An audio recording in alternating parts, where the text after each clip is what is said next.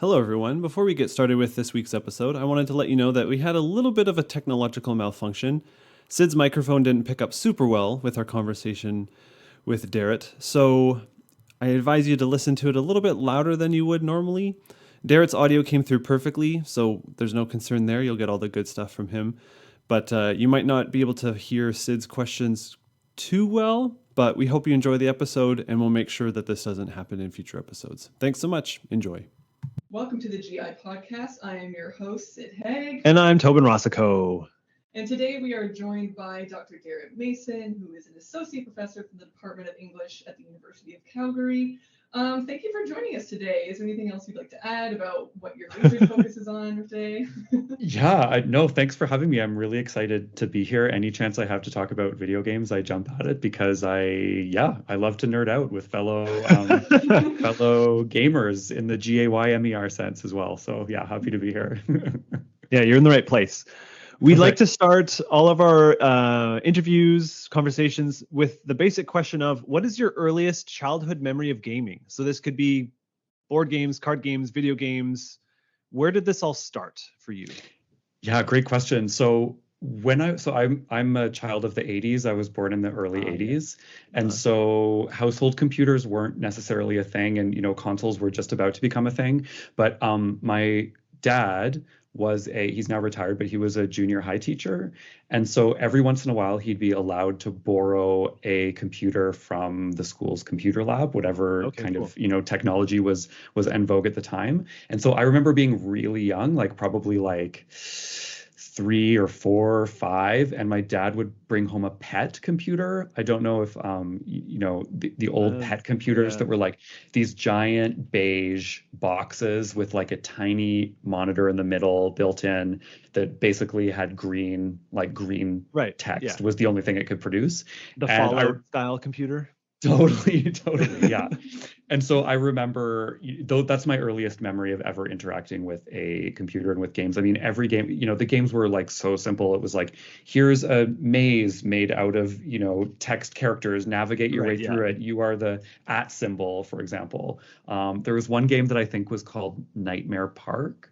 That was kind of an early horror game, and you had to get through this park with a time limit and solve these puzzles and stuff like that. Anyway, that's my earliest memory of ever interacting with games. That's fascinating, because I was talking my youngest, it's my only child. He started junior kindergarten this year, and they have a little bit of time where they can interact with different technologies. And so I was telling him that when I was in kindergarten, we would have computer time. And we would go on the Apple II, and we would play this. I don't remember what it's called, but you were a little fish, and then you had to eat another little fish, and then you'd level up, and you'd keep trying to eat fish to be able to be the prime predator in the water. But the barracuda would always kill you. No matter how big you were, if you ran into a barracuda, you're toast. Yeah, and that kind of stuff. So that's fascinating that it's that era of computer gaming, right, of that level of simplicity is what takes you all the way back. That's awesome. Yeah, it was that, and then it was a Commodore 64. So our household eventually had a Commodore 64, and one of my dad's students would illegally copy a bunch of games for me. So my dad would bring home these discs with Jumpman and Super Pipeline and all of those other games that I would play kind of obsessively. Yeah. So were you primarily a computer gamer? Did you ever dip into consoles, handhelds? If you're a kid of the 80s, I imagine the Game Boy has some presence in your history. Game Boy, can't really avoid it, right? Absolutely. I spent more hours on Tetris than I can, probably count on the Game Boy. We had the original Nintendo console as well. I was lucky enough to have that. And then also eventually, because, we had the Commodore 64, but then my dad also started bringing home kind of early Apple iterations and Macintosh iterations. And so I was a huge fan, obsessed with all of the Sierra Online games. So King's Quest and Space Quest especially were my two franchises that I loved playing. But yeah, otherwise we were always kind of a Nintendo and in terms of consoles. we can get along really well then. As soon as somebody's nah, I was a Sega kid, I'm I don't understand you. I don't get that. The only time I ever had Yeah. The only time I ever had Sega envy was upon the release of the first Mortal Kombat, when the Right. Sega version had blood and the Super Nintendo version had kind of like this gray dust. Yeah. So I would go over to my neighbors and play the bloody version of Mortal Kombat. So yeah. That's awesome. So where did your interest or your curiosity in the cross section between education and video games come from? Where did that eventually start during all of your trajectory of playing games? Yeah, so it's a great question. And I mean, in terms of my own relationship to games, I actually kind of had like a lengthy hiatus through, my 20s when I started. I used to play in high school. I played like an online like MUD, like a multi-user dungeon called Realms of Despair.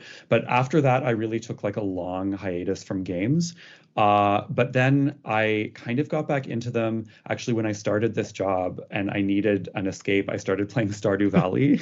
Oh, what an escape. Yeah, and really just like the retro aesthetic of Stardew Valley and its coziness really kind of took me back to, I was like, oh man, I used to love games. Like I need to kind of get back into games again. And my background is actually in media studies. So I did an undergrad in media studies at Western in the Media Information and Technoculture program, and my master's in cultural studies, and my PhD is in English literature, but it was my first kind of literature degree. So I've always academically had a fondness for, different forms of media and film and television and also games. And when I was revising my PhD dissertation, which was about the history of queer representation in young adult literature, into a book, I made it into kind of more of a media studies project. I wanted to work across media a little bit more. And I ended up writing about the first ever queer video game, Caper in the Castro, because it had actually just recently been restored and brought back online around the time that I was doing these big revisions to my dissertation. And I was like, oh, I want to write about this. And something that really struck me was how Caper in the Castro was released in 1989. It was, created in order to be charityware to raise money for HIV/AIDS charities. Yeah. The game is kind of a detective story that has to do with an illness that very much kind of in many ways resembles HIV, right. But HIV is never mentioned in the game. It's kind of occluded in that sense. And it's actually strikingly similar to how HIV/AIDS has been both represented in and ghosted from children's and young adult literature.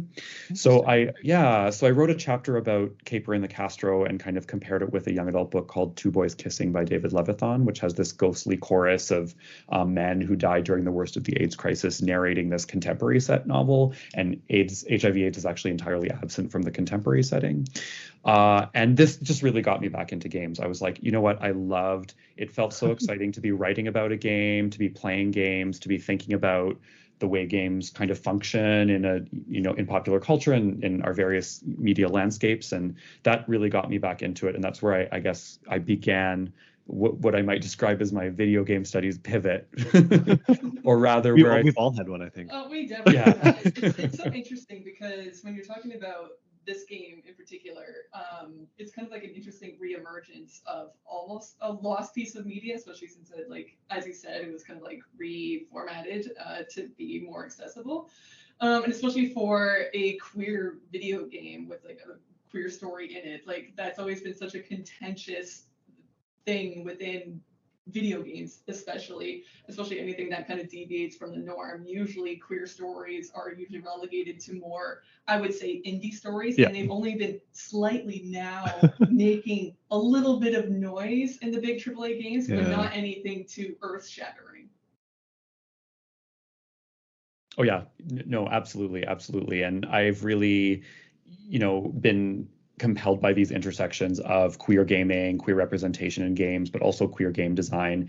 And as I'm sure we're going to talk about, how coming of age stories are told through games as well, which is where my research is now kind of currently headed. But yeah, such cool, interesting work being done at, in queer gaming and queer game studies. The creator of Fallout is queer. Oh, really? Yeah, I just found that out in June. Like when it was Pride Month, they were doing a bunch of highlights or spotlights for different creators, and one of them was Tim Kaine from Obsidian, who created Fallout. And I was like, this is amazing! Like one of these flagship series that now is really popular was started by. Oh, that's super interesting. Yeah. I think it's also something very interesting you could do with those types of RPG type games, whereas there's a lot of the role-playing aspect. Yeah, There's so that much freedom where you of can read into the different types of emergent narratives that comes out of it, where you can really queer it up if you really wanted to. I mean, Stardew Valley being another example. Yeah, I was gonna bring it back and be like, so who do you romance in Stardew Valley? Yeah. Like, what are the stories you're All of making? them. You Yeah. know, like I just have a fondness for the kind of despondent emo boys, and so like Sebastian, you know, he loved sushi and precious gemstones and seemed sad all the time, and I was like, I can fix him. Oh yes. But then of course I've heard that before about Sebastian. I married him and he was completely useless around my farm. Like he would just be like, "Oh, I was tired today. I didn't like harvest the beets or whatever." And I was like, "What? You know, you expect me to do everything around here?" That's amazing. Yeah. So I want to get a bit more into your interest specifically within queer media, especially that is more engaged to young adults. Like, what kind of really got you interested in that in the first place? Yeah, so I had a grant, a SSHRC grant that was looking at digital texts and young people's culture more broadly. And the grant was called The Virtual Child. And I taught a couple of classes based on this. And it wasn't exclusively on games. It was rather just about young people's, again, like digital texts and culture. So like fairy tale apps and even how digital culture is represented in literature for and about young people. So, you know, kind of the classic example being like, or recently being like Ready Player One, right? Which is kind of a coming of age story that takes place through a virtual space. And I ended up writing on, as others have, like, you know, writing on Ready Player One, which is itself a very kind of compelling, but both like problematic story. And when I ended up publishing on this project. I have an article called The Virtual Child, or 6 Provocations on Children's Literature and Pre-Digital Culture, which looks at a longer history of the relationship between children and the virtual. So not just digital virtual spaces, but the idea that the virtual is something that is not yet quite something, which is often how children are imagined. And if you look at the etymology of virtual, you also have this idea of moral goodness. And a kind of power also. So, you know, this is, I think, contemporary, in our contemporary moment, we tend to have a lot of anxieties about the relationship between children and digital virtual space. But my argument is essentially that like anxieties around the relationship between children and the virtual go back actually centuries. And so I looked at a variety of texts in that as part of that project. And as I started playing more and more games that were, you might describe as coming of age stories, what really compelled me is that so many of them are either horror games or use kind of scary or horror tropes to tell their story. Ewan Kirkland has done some work on this, not from a children's literature perspective, but he has a great book called Video Games in the Gothic. And he looks at a lot of games that kind of have adolescent protagonists and tell a coming of age story, but are also kind of Gothic horror games. So Night in the Woods, Gone Home, What Remains of Edith Finch, right? All of these games kind of, at the very least, if they're not horror games, like use horror tropes as part of their storytelling. And I started wondering kind of why this is. And again, a lot of these games will also feature queer protagonists, in some cases, racialized protagonists. And there's a long, of course, association between kind of queerness and coming of age as a kind of horror story. And so that's what kind of compelled me to look a little bit more into this intersection between coming of age and gaming, and certainly also to a certain degree, critical race theory and queer theory, and how those are all kind of operating at these intersections. I think the idea of using like horror mechanics within coming of age stories is really kind of interesting, because I think it really embodies that type of anxiety that you're feeling as a kid at that time, when a lot of things are changing. You're like, I have no idea how to rationalize this, so it's this big, scary, nebulous thing. You don't belong in the world, or the world doesn't want you to belong in it yet. That kind of stuff. Yeah. There's a kind of classic work of literary criticism about young adult literature that was published in 2000. It's called Disturbing the Universe. It's by Roberta Seelinger-Treitz. And her argument is basically that young adult literature or adolescent literature is fundamentally interested in power. And what these books tell a story about is how young people have their power simultaneously repressed and enabled by institutional forces and structures that surround them, right? And she kind of makes the argument that young adult literature is ultimately a kind of romantic and also conservative genre because it is about how young people ultimately are, again, like kind of repressed, but need to find, it's a very Foucauldian model of power, need to find moments of empowerment and agency within these systems. And so there's this kind of rhythm between empowerment and repression that happens in adolescent literature. And when I started reading, again, because game studies was relatively new to me, I came across Tanya Kervinska's essay, Hands on Horror. And the way that she describes the power dynamic in horror games is shockingly similar to how Trites lays it out in terms of how horror games thrill the player by giving them some agency, but then taking it away, right? You think of any number of survival horror games and they're about surviving on kind of the minimal amount of power-ups and upgrades and, you know, leveling up and things like that. So it's about trying to find ways to survive within extremely repressive power structures. And I was like, oh, this is really similar. There's something really striking about it in that this dynamic in young adult literature and in horror games, they so closely mirror each other. And so, you know, I kind of, this makes me want to make the very provocative argument that it kind of demonstrates, or at least horror games demonstrate, how all adolescent literature is kind of a literature of horror if we buy Trites' argument about adolescent literature being about both enabling and repressing the power of young protagonists. So did you play a lot of horror games? Oh yeah. I don't. Do you notice this stuff when you play? Like, have you thought of these kind of tensions at work beyond just I need to run away from this scary thing? Oh, that's so interesting because there is so much you need to look at in terms of like the horror games, because usually, obviously, it's geared towards an adult audience. Yeah. That's just how the ratings work out. Right. Because there's too much gore, too many scary things. Yeah. Too much violence, the nudity sometimes, especially when I'm thinking of games like Outlast, especially that they include all of that stuff. So it's kind of hard to see how horror games can be either geared or tell these more impactful stories, especially since they are geared so towards adult audiences. Yeah. There's maybe you could do what are the ones that I'm thinking of, like they were I forget which ones they were. I'm blanking on them right now. That you played? They kind of have like some horror elements that I can't remember now. They were kind of like cheesy a little bit in terms of the story, but they had some horrific elements involved. Yeah, I can't remember. I'm not familiar enough with the genre. No. So that's kind of like where the hard part is, especially for horror video games in particular. It's a little bit harder to tease out more of those themes. Usually, if children are involved in those games, they're usually as like a prop, as either they're like the host of some sort of monster. Yeah. Especially in the Resident Evil series, right. It's a very common theme. Whereas it's like, oh, it's so tragic, but I still have to kill you because you're the monster. So ergo. Yeah, they do that in Bloodborne too. Because when you were talking, Derritt, my thought went to Little Nightmares. Have you heard of those games?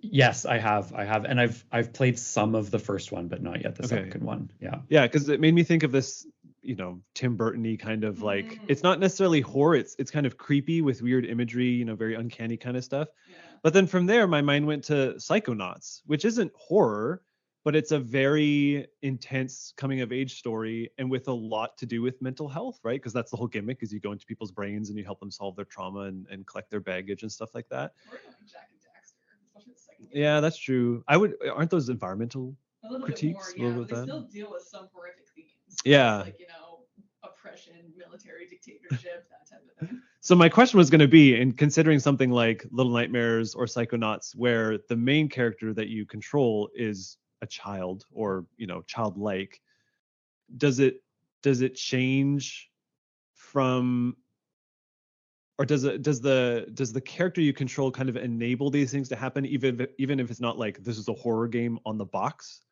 just because who you're controlling still has to navigate those kind of establishments or those methods of power, structures of power, I guess? Yeah, and so I should probably be clear on definition too, because I think that it's like a horror game, and I think Bernard Perron does this extremely well in his book, The World of Scario Games, or The World of Scary Video Games, Okay. Scario Games. I was about to say. Yeah, that's a I nice guess we could call it portmanteau. that. Yeah, It that's your also next kind of paper. it also kind of sounds like Scarios sounds like a cereal or like a soup or something, like for Halloween.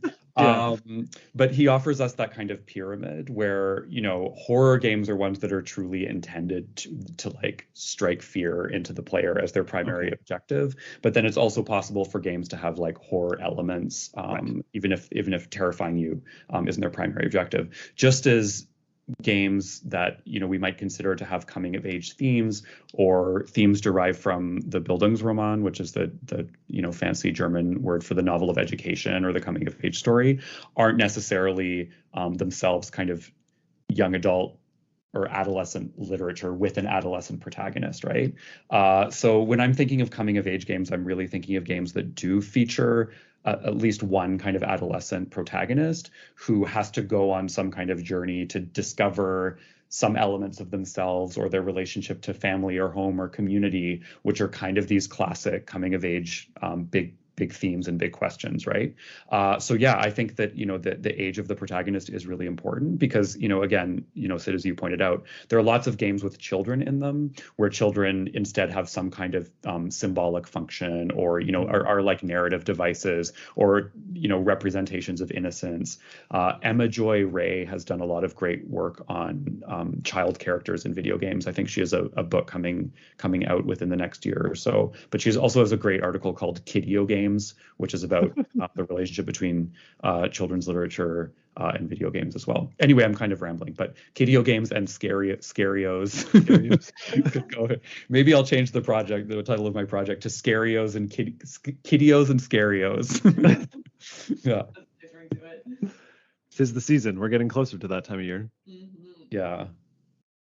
So you mentioned a couple like Gone Home and things like that. Do you have good examples or kind of more concrete examples of those coming of age games that you've looked at? Yeah, I mean, Gone Home is a great example, as you said, What Remains of Edith Finch. Right. The one that I find myself coming back to again and again is Night in the Woods, because Night in the Woods really, Okay. yeah, it is kind of a gothic horror story that is very much also a queer coming of age story. So it's about a protagonist. The protagonist's name is May. Also, I should add all of the characters in this game are kind of like these cute little animals. They almost look like that's the one. Okay, yes. yeah, they look like the art is beautiful, the music's beautiful. They look like little picture book characters and are kind of childlike, but the game's themes are actually quite what we might describe as heavier or even adult. And basically, May returns to her hometown of Possum Springs from college because she's had a mental health crisis that we as the player don't learn a lot about until later in the game. And she kind of reconnects with her family and reconnects with her friends, and yet everything is eerily different somehow about her hometown. And a lot of that has to do with what the game is trying to say about late stage capitalism. This town is very much, it's a former mining town. It has this kind of tragic history. But also one of the first things that happens in the game is that May and her friends discover a severed arm just in the middle of the street.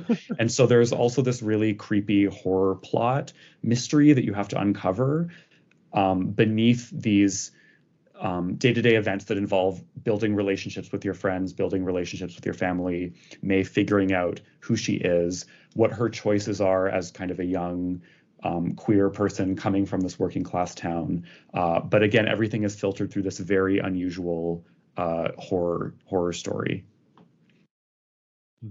That's super interesting. I have a kind of quick question in terms of, I guess, the modality of different forms of media.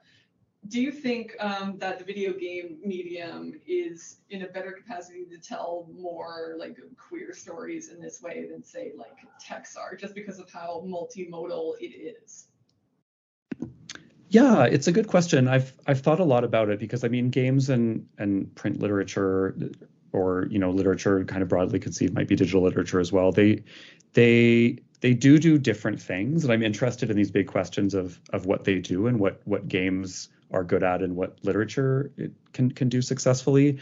I think too, like it's important to take the reader into account, because often I think in these conversations it's easy to be like, well, games are interactive and books are not, therefore, games do this thing better. But queer readers and queer readers specifically have done a lot of really dynamic interactive things with the interpretation of text over the years in order to locate themselves and locate queerness in text, and resistant reading and reading against the grain and all of that kind of thing.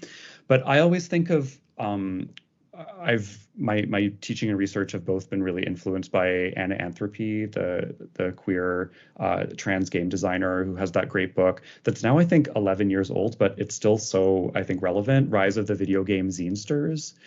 And she talks about how what games are, she defines games as their experiences created by rules, and what games are really good at doing are exploring systems of power and relationships, right? I think that's what games, because games also hide their rules from you as the player, so you don't really know what kind of twists and turns the game might take, because you can't read, you can read a manual, but you can't necessarily read the game's code, unless you hack it, of course, before you play the game. And so this is kind of when I teach my class on queer theory and video games, we talk a lot about how games, by hiding their rules and then inviting you into a system that might expose these rules or make you think about your relationship to these rules, is quite similar to what queer theory does with heteronormativity, right? Mm-hmm. As a kind of unspoken, silent system of rules that nonetheless governs how we live our day-to-day lives, right? So just as queer theory can kind of reveal how we are governed by this silent system called heteronormativity that unfortunately more recently seems to be too loud and more visible than it typically is. So too can games kind of make you think about your relationship as a player, but also as a player character to the rules with which you're interacting as you play. Right. So Night in the Woods, again, is a great example because it's a game that is all about agency. It like Kravinska says, again, it's not like a horror game necessarily, but May's agency as a queer young person in Possum Springs is limited in terms of the choices that she can make. And there's one moment where she's having kind of a fight with her best friend, B, who's this kind of crocodile character. And you're given dialogue options. And the dialogue options are something like, one is, you always have a choice, and the other option is you can always choose. So there are two dialogue options that ultimately are just kind of the same thing. So the illusion of choice is what the game is trying to kind of expose there. Yeah, sorry, that was probably a really long-winded answer to that question. So my answer is like yes and no, right? Like both literature and games, I think, can do like queer things. Readers can do queer things with the text they're interacting with. But what games are really good at is looking at this relationship between the player character, and systems of rules and systems of power. No, that's very interesting, especially like thinking of how mechanics also kind of feeds into this idea of what we think of when we hear of like queer representation, queer theory, of like, do we start rethinking of the way of how we even do like character creation? Because I think the most recent example that's come up to it is what with Starfield, I think it was. Some people were throwing fits of being. Oh, because they ask you for your pronouns. And it's like, okay, you choose it once, and then it just never comes up again. Did you hear the funny thing that happened though? So somebody modded that out, and it essentially turned everybody non-binary. So for every other NPC that you encounter went by they them, because in like however the code it defaulted to that. So it was like, okay, well, still a victory in some sense, which is funny. I'm just here for compulsory heterosexuality and compulsory, gender normativity to be replaced by compulsory non-binariness. Exactly what you're going to get when you're playing an alien game. So I love that was the default though, right? Yeah. If you take it out, the game was like, no, we're ready for this. This is what it's going to be like. I thought that was awesome. I wanted to ask about your use of video games in your classes. So you mentioned you teach, was it queer theory in video games and video games? I couldn't remember the direct title. So how do you use video games in that course? And then does it extend to other kind of literature courses? Do you bring video games in when it's like, hey, we're going to do, something else to show you that other media is doing this kind of stuff? Yeah, I currently have 2 video game courses on kind of my teaching slate. So I've taught an undergraduate upper level English class. It's kind of special topics in theory, but I teach it as queer theory and video games. Okay, And cool. then I have a graduate seminar, which I've taught once and which I'm teaching again next term, so winter 2024, that I'm very excited about. And that's my video games and the bildungsroman class. So that game is looking specifically. Okay, yeah. That's the German book, right? That's the bildungsroman is German for in this the podcast novel, it refers to the German book. the German word for novel of education, which is yes. kind of a stand-in for a coming of age story. So Okay. how I don't speak German. now you do. I was battling with some game designer always uses, I'm gonna not pronounce it very well, but it's like Schadenfreude. Oh, do you know what I'm getting at? I know the term. Okay, so Schadenfreude? Schadenfreude? Sure, yeah, I trust you to pronounce it better, Derritt, than I would. Happiness at the misfortune of others, is that what we're there you go. getting at? Okay, right, yeah. I'm gonna add that to my dissertation notes right now. Thank you. Yeah, no, I'm not familiar with that. I don't think we ever talked about that in the courses here. Well, I mean, I don't know how I encountered it either. Okay. Sometime possibly in grade 12 English. So. My grade 12 English was, I think we read something about a Mountie that killed a bunch of people, changed his name, stole a bunch of money, and then eventually was murdered. Oh. That's all I remember. Sounds about right. Yeah, it was pretty epic. Yeah. And then I finished high school early, but. And so how are these courses received? Because I see in your bio bracket, fun fact, he also has like 1 million 5-star ratings or 5.0 ratings on Rate My Professor. So I'm assuming it goes over pretty well, but I want to hear more about that too, because like that's fascinating. Yeah, I mean, I think the classes are well received. I generally get positive feedback, and I solicit feedback from my students as well, just so I can constantly update and revise the courses according to what works and what doesn't. And I do hear from a lot of English lit students who take the courses that it's a nice change of pace to be able to play games.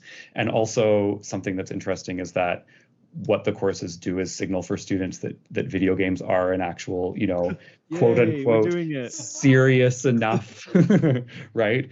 Which again is one of my big learning objectives of the course. It's like games are actually remarkably complex text, and it takes a variety of different skills in order to close read a game, right? Because you kind of need language from a variety of disciplines, including game studies itself, which I think is a pretty interdisciplinary discipline.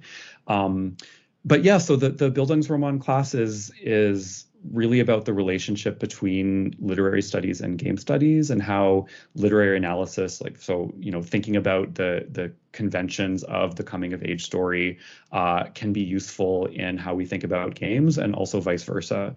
So, again, returning to this cluster of games that we might call house exploration games, like Gone Home, like What Remains of Edith Finch. The walking simulators. The walking simulators that involve looking at a house. Yeah. I'm really interested in how, again, a lot of these games are kind of gothic horror games with, monstrous houses that you have to explore. But one of the primary kind of narrative conventions of the Bildungsroman or coming of age story is it follows a home away home narrative pattern.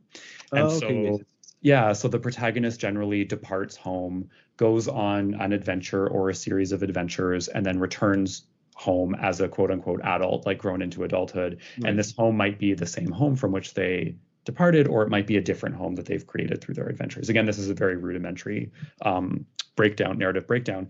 Classic example, like Wizard of Oz, right? Right. Dorothy at home, goes on an adventure, comes back home. Peter Pan, another example, right? So many of these kind of golden age of children's literature texts have these young people depart home, enter a kind of magical space, virtual space, right? Alice, like Neverland, and come home.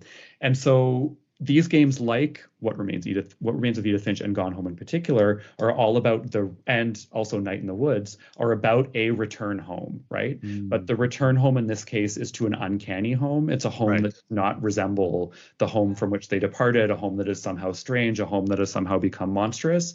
And then the protagonist's search for identity actually happens in that kind of return home portion of the narrative, right? And so in this way, I think the games are doing something interesting with Bildungsroman structure. And what I kind of work through with my students is how having that the tools of literary analysis can help you break down what the game is doing, but then also thinking about how the mechanics of the game itself. So again, to return to Kervinska, the power alternately like repressing power, giving the protagonist power, also says something, also shapes the way that we think about the literary genre, right?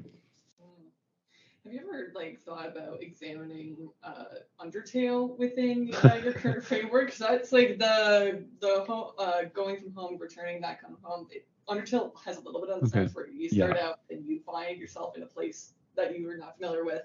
And then from what I remember is when you're finally done the adventure, you return home. And then I think one of the standout lines at the end of it was, despite all of this, you're still you because you're looking at yourself in a mirror and you're still just yourself, which I think a lot of people remember as being like a standout line, especially since the protagonist of the game is supposed to be a very young child. So.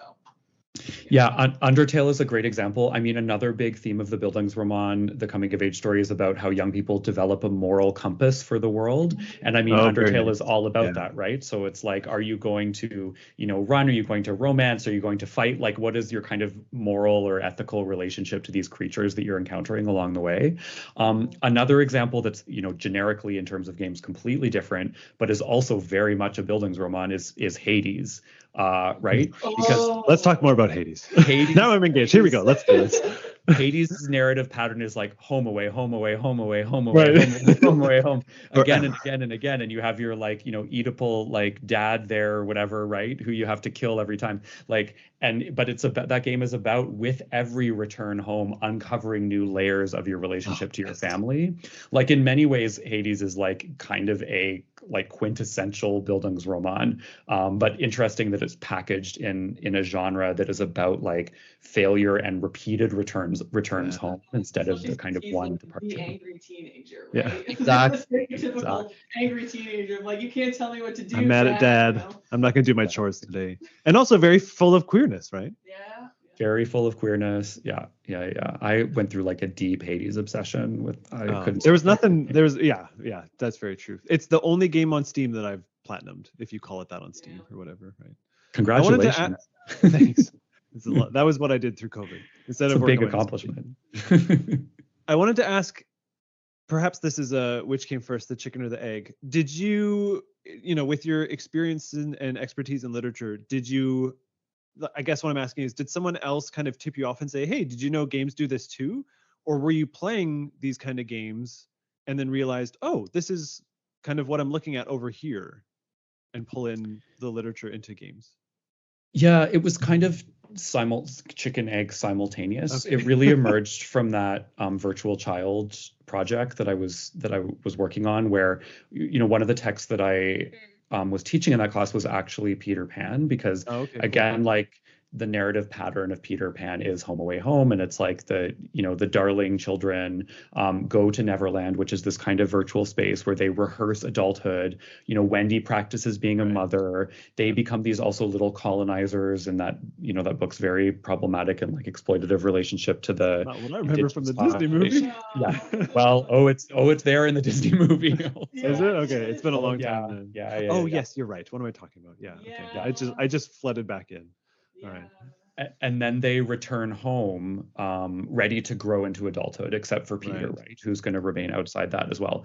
I brought up Ready Player One earlier as well. And I mean, what's interesting is the narrative pattern of Ready Player One is it's kind of identical to Peter Pan, in that the book has this strange, like it both fetishizes and disavows the relevance of virtual space, right? Because you have Wade, who has to go into the oasis and kind of colonize it, right? By mastering the discourse of this like 80s white bro geek version of popular culture, in order to become the champion of this virtual space. And then what the book does at the end, and the movie does this differently, which is kind of interesting, but basically like he becomes the master of the space and then leaves and like kisses Artemis and is like, oh, the real world is so much better than virtual space. Like, we're going to shut down the oasis 3 times a week, et cetera, right? And so there's this like moral disavowal of the relevance of virtual space. And so then when I started, sorry, I'm going somewhere with this, I promise. No, this is great. Yeah, no, I'm here to follow. I started looking at, digital apps and other games that also invited young people into a virtual space in order to establish some kind of relationship to adulthood. So in the article, The Virtual Child, I look at a series of fairy tale apps by a company called Nosy Crow. So they did fairy tale app versions of Cinderella, Jack and the Beanstalk. There's a Hansel and Gretel, Three Little Pigs. And what's interesting, and Red Riding Hood also. And what's interesting, for example, about the Cinderella app, which I write about a lot, is that all of the, and it's obviously a gendered like female protagonist, all of the moments of interactivity in the game revolve around performing domestic tasks. This happens in the Snow White version too. So it's like Snow White shows up at the Seven Dwarfs house and she has to like clean up their socks, paint the walls. Like this is what the kind of young person is invited to rehearse domesticity, just as Wendy does in Peter Pan. Right. And as a kind of ostensible like training ground for adulthood. So this is what kind of got me into how these, what is the relationship of these games to their protagonist, to the young protagonist? What tasks are you, what is the kind of interactivity you're invited into? And what is the kind of unspoken didactic relationship between the game and the app and the ostensibly young player as well? Like how are these games, these virtual spaces themselves kinds of training grounds for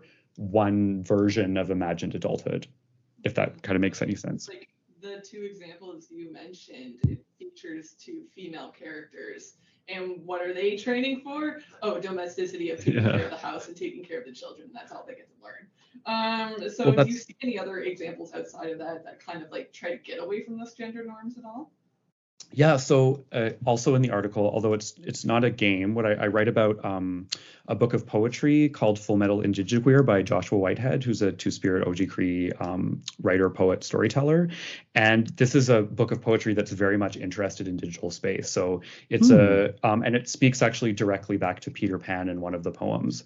And the protagonist, who is this non-binary digital kind of virus named Zoa, infects a variety of texts, including Peter Pan, and kind of decolonizes, troubles, infects them. I guess there's no other way of putting it. But what this book of poetry does differently is center the virtual in a way that doesn't offer the virtual as kind of like a training ground for adulthood that then is meant to be departed, but rather it's the virtual is itself the center. It is the virus. It's, you know, if we were to imagine it spatially instead of home away home, it's just kind of almost rhizomatic in the way that it operates, right? So again, not a game, but I think a text that is doing something interesting with the digital, the virtual, and the typical kind of narrative patterns that we might see in some of these other texts.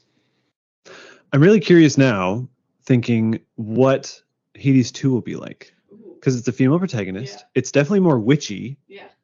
So I wonder how they're going to do this, if they're going to kind of mimic, I mean, it's a roguelike still, so the home away home thing, but I wonder how they're going to, or I guess just what's going to be different in it. So maybe we'll have to do episode 2 with you after Hades 2 comes out. After Hades 2 comes out. And you know, scheduling the 60 hours will all we all need to platinum it first. I'm like, we can all give each other high fives. Are you telling me I have to play Hades 2 for work? Like, twist my arm. This is going to be a real challenge. I'll have to yeah. Because I think like the biggest like speculation for Hades 2 was just like, is she going to be trying to come into the underworld essentially? Is she going to be trying? Are you going down instead of up? Or are you going to have to fight against Zagreus? This is like a reverse of it. Just being like, has he learned That's anything? The final boss?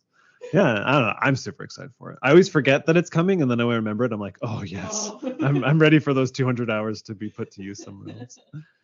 So you did a talk at our ICGAN, International Conference of Games and Narrative, entitled, Can You Unhaunt a Haunted House?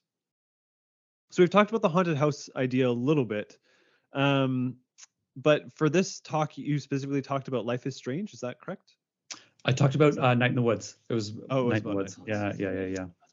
Okay, that's not it. Okay. It's strange in the name. That's all I can remember. We got there in the end. All right. Well, that was good enough so that Sid could get some resolution. So, Sid, do you want to ask a question? Yeah. So, Life is Strange. I think from what I remember of it, because I watched a bunch of Let's Plays, and it struck a lot of interest for a lot of gaming crowds when they first came out. It's because they had more of those queer themes, especially for a bigger type game that came out. Even though I don't think the notes fell correctly, because I think it came off a bit more as a queer story being told kind of like in a straight lens. So that's where the kind of like the awkwardness and the cringiness was coming off of. So I'm wondering if you have any more opinions about that type of game, if it ever came up into your research at all. Yeah, I'm a big fan of the Life is Strange series. I actually teach the second one, Life is Strange 2, which is probably my favorite of the three that have been released so far. But Life is Strange 1, again, like very much a kind of maybe a horror game. Like it like even could be classified as a horror game because of how that story ultimately unfolds. But yeah, I mean, I'd say in terms of kind of the nascent or buried queer plot, like I think it's interesting that those options are there. But in the second game also in particular, I don't want to spoil it for folks who haven't played it, but the queer, and I mean, I'm a person who like sits down and plays a game and I'm like, if there is a queer storyline, I will find it and I will pursue it, you know? And with Life is Strange 2, I had no clue that it was even possible upon first playthrough. The character is kind of established as at least like, you know, interested in the opposite gender early on in the game. And in order to access the queer plot, what's interesting about that game is you have to, the game's also interested in morality, right? Like developing a moral compass for the world. For folks who haven't played it, you play Sean, who's a Latinx teenager, and your younger brother, Daniel, you end up fleeing because your father is killed by the police, and this triggers the younger brother's kind of telekinetic powers, and there's this huge explosion, and so you have to kind of go on the run. And the game, I think, is really interested in looking at issues of systemic racism, and does that really well, and uses kind of the horror, what I would argue is like the horror power dynamic, the powerlessness dynamic in order to explore how these two young Latinx teenagers navigate, again, the systems of power that are trying to kind of constrain them and literally put them in jail.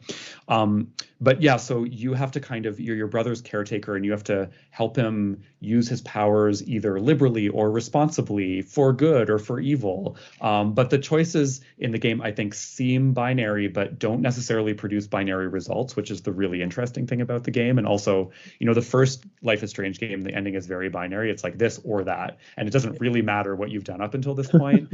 But Life is Strange 2, I think, has like 3 or 4 main endings and like 7 variations on those endings in total, depending on the choices that you've made. And also, the choice that you make at the end is not necessarily the choice your younger brother is going to make, depending on what you've done in the game. Again, not to spoil too much. But to get back to queerness, I could talk about Life is Strange forever.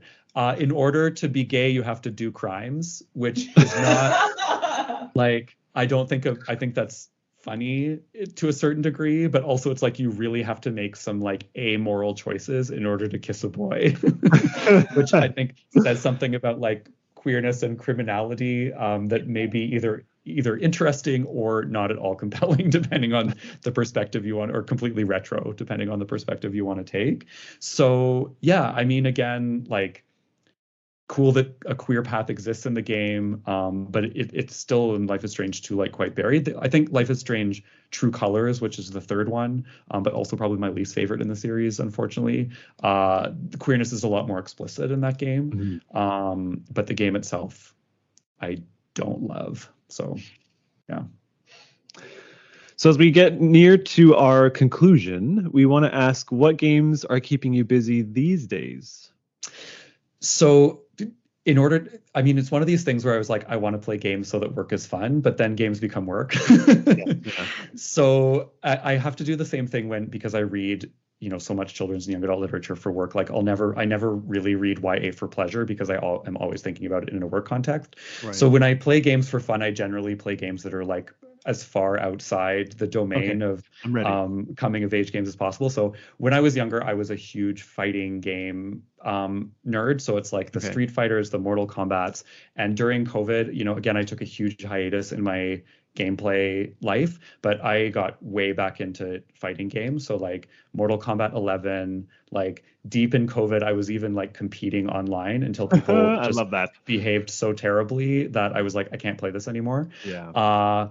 But also like Streets of Rage 4, that's another like one I'm a huge, so good. Like I love the online multiplayer stuff that they do with that. So lately it's like all Street Fighter 6 in my life. Excellent. And I don't know if you've had the chance to play it yet, but there's like an open world RPG which is like the main single player mode, and it is so bonkers. And like the fact that you could just, you know, walk up to like random pedestrians and like shoryuken them and then like challenge them to battles. Like it's so the plot makes no sense. It's like so campy, and I really, really love it. So it makes me it reminds me what they did for Street Fighter 6 is what they're doing with like the Yakuza series. It's like they were like, people play those games, so why don't we just do that? And then underneath it all is just a really solid fighting game.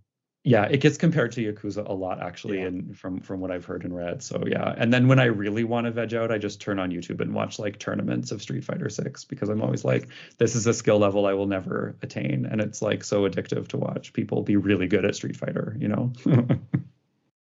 I would another thing to like put on your radar,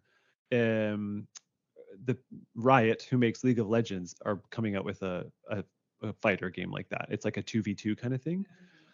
And obviously League of Legends has lots of issues, and I don't play League of Legends, but the League of Legends adjacent games are very interesting with what they're doing. But it looks beautiful, like really nice art. The characters look really cool, and they're expanding the roster, and I think it's probably coming out next year. So perhaps that's one to keep an eye on. Oh, amazing. I will absolutely check that out. Thank you for the tip.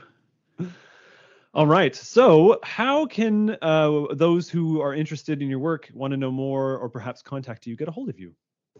Yeah, absolutely. I do have a website that is terribly out of date, so I'll list it anyway in hopes that maybe it will incentivize me to update it. It's just derrittmason.com, DERRITTMASON.com. But otherwise, I have shut down my Twitter/X account, so I am no longer on there. But, you know, my email address is derritt.mason@ucalgary.ca. I have a profile page there. But otherwise, if folks want to read my stuff, my book is called Queer Anxieties of Young Adult Literature and Culture. So it's a look at queer representation across media for young people. I have a teaching and learning essay on the use of Let's Play videos in the classroom that you can find on the Open Access Journal Teaching and Learning Inquiry. My virtual child piece is in the journal called Lion and the Unicorn. And I'm hoping I have some like coming of age and horror game stuff coming soon for you. So yeah. We'll circle back around when Hades 2 comes out. Yes. Please put that in the books. I mean, that's like this time next year. Oh yeah, because it's summer 2024 is when the early access launches. So we could dip our toes into it a little bit. Thank you for joining us today for the Games Institute podcast. You've been a delightful chat. Oh, thanks so much for having me. I was so thrilled to get the invite. And yeah, anytime I'd love to come back and talk about games. So this conversation, the hour's just flown by. So thanks a lot for having me. And keep up the great work at the GI. You guys are doing such wonderful, fabulous things over there. So